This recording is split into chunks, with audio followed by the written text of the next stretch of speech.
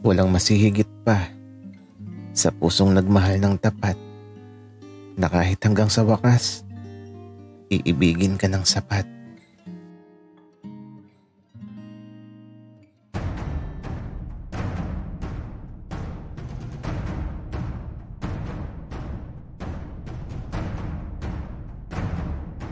Kaibigan, huwag mong kalimutan mag-subscribe sa aming channel at huwag din kalimutan i-click ang notification bell at subscribe button. Subscribe na!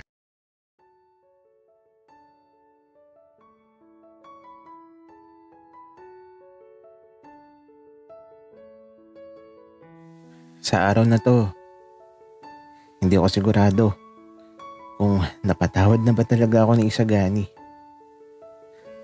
Madalas kasing nagbabago ang ugali niya. Kaya naman, eto, sa pag-alis namin sa bahay nila, naglalakad lang kami sa maputik na daan.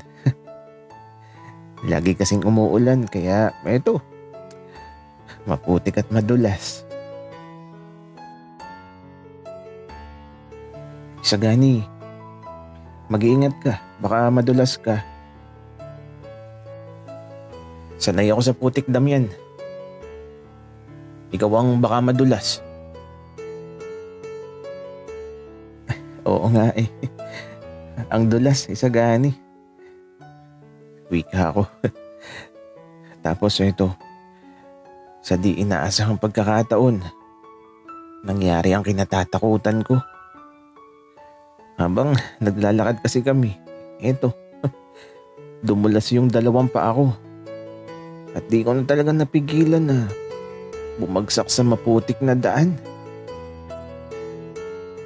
Kaya lang, di ko napansin na napahawak pala ako sa short ni Isagani. Pagtingin ko sa kanya, ala, grabe. Magkapatid talaga sila ni Roberto. Alam niyo na siguro kung ano ang nakita ko. Kaya eto, binitiwan ko kaagad ang short ni Isagani. Di niya kasi maitaas. Nakahawak ako eh. Nagmamadali na nga siya. Kasi mula sa malayo eh, may mga kababaihang naglalakad. At eto, matapos niyang maitaas ang short niya, tinulungan naman niya akong tumayo. Ang dulas kasi ng daan.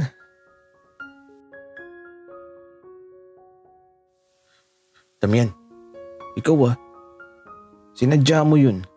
Umamin ka. Isagani, ano ka ba naman? Bakit ko gagawin yun? At saka, napakadulas ng daan. Malay ko ba na sa short mo ako mapapahawak? Damian, alam mo, madami kang ibang pwedeng hawakan. Bakit sa short pa? Isagani, hindi ko nga sinasadya. Pero, ang laki pala nung tinatago mo. Malaki talaga to, Damian. Oo nga eh, nakita ko. Natatandaan ko pa noon, Isagani. Parang siling labuyo lang yan. Noon yon, Damian. Iba na nga yun. Parang upo. Oo nga, Isagani. Pero tara na muna sa sementeryo. Puntahan na natin ng tatay mo. Sige, Damian. Pero pagkatapos natin kay tatay, saan tayo pupunta? Sa bahay na lang siguro, Isagani. Sabay tayong maligo. Gagi. Seryoso ka ba, Damian? Oo naman, Isagani. Parang katulad lang ng dati. Naliligo tayo ng sabay sa banyo. Kasi, tamad kang maligo. Kasi naman, Damian, Ang lamig ng tubig sa amin kaya nakakatamad maligo dati. Tapos sa inyo, laging mainit ang tubig na pangligo mo. Kaya nakikiligo din ako. Basta mamaya, sabay na tayong maligo sa gani. Tara na. Bilisan na natin magpunta sa tatay mo. Baka hinihintay ka na nun. Kaya eto, diretso lakad lang ulit kami hanggang sa makarating kami sa sementeryo. At katulad ng sa nakalipas, ganun pa din si Isagani. Kinakausap pa din niya ang tatay niya.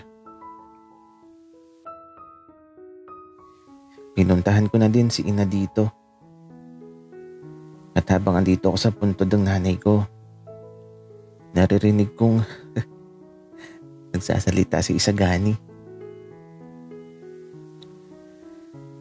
Ganito din talaga nangyari sa unang pagkikita namin. Narinig ko siya nagsasalita, tapos pinuntahan ko. Hanggang sa naging kaibigan ko siya. Ina, kamusta ka na ba dyan? Patuloy mo lang akong gabayan sa mga desisyon ko.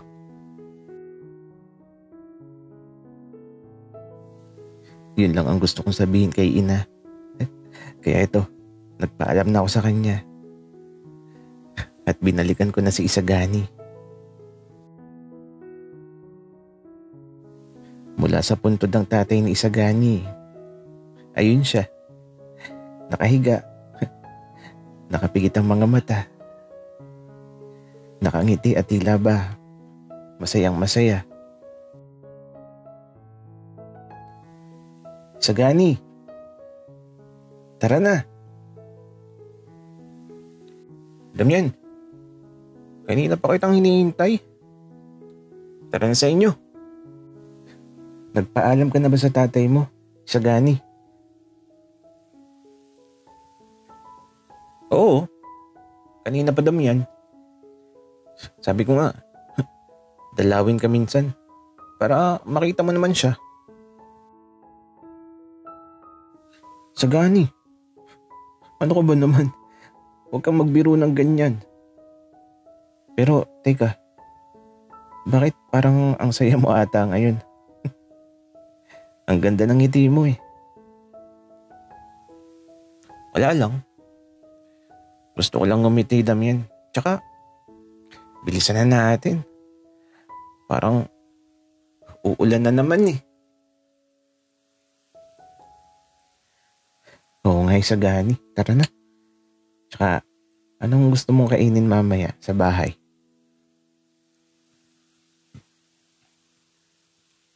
Ikaw, Damian.